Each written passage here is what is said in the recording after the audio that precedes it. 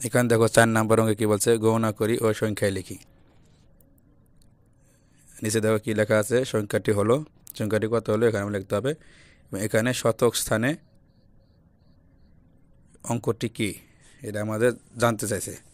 তাহলে আমরা সংখ্যাটা আগে গণনা করে লিখি। দেখো একক, দশক, শতক, হাজার, অযুত।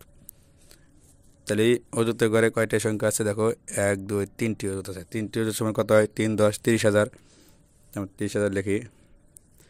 হাজারের ঘরে কয়টি আছে দেখো, 1 2 3 4, 4টি হাজার আছে, তার মানে কত, 4,000। শতকের ঘরে সংখ্যা নাই এখানে, তার মানে কি, সংখ্যা নাই মানে এখানে শূন্য। এখানে দশের ঘরে কয়টি আছে দেখো, 1 2 3, 3টি 10 যোগ করে কত হয়, 30। একক কয়টি আছে দেখো, 1 2 3 4, 4টি 1 সমান কত হয়, 4। এবার আমরা সংখ্যাটা যোগ করে দেখো, এই 4 শূন্য শূন্য যোগ করলে কত হয়, 4 4 হবে। এই 3 শূন্য শূন্য যোগ করে 3 3 হবে।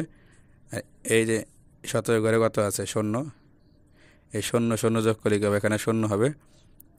এবার 4 যোগ করে 4 হবে, 3 3 হবে।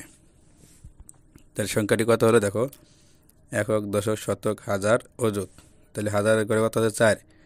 তাহলে অযুত আছে কত, 3। 3 অযুত সমান কত, 30,000। আর এই 4 কত হয়, 34 34,000 34। এখানে কি বলছে, শতক স্থানীয় অঙ্কটি কি, তাহলে শতক স্থানীয় অঙ্ক কি আছে, শূন্য। শতক স্থানীয় অঙ্কটি হচ্ছে শূন্য। প্রিয় ভিউয়ার্স, তৃতীয় শ্রেণীর অঙ্ক বিষয়ে ধারাবাহিক ভিডিও পেতে আমাদের চ্যানেলটিকে সাবস্ক্রাইব করে রাখুন এবং আপনার মূল্যবান মতামত কমেন্টের মাধ্যমে জানিয়ে দিন। ধন্যবাদ।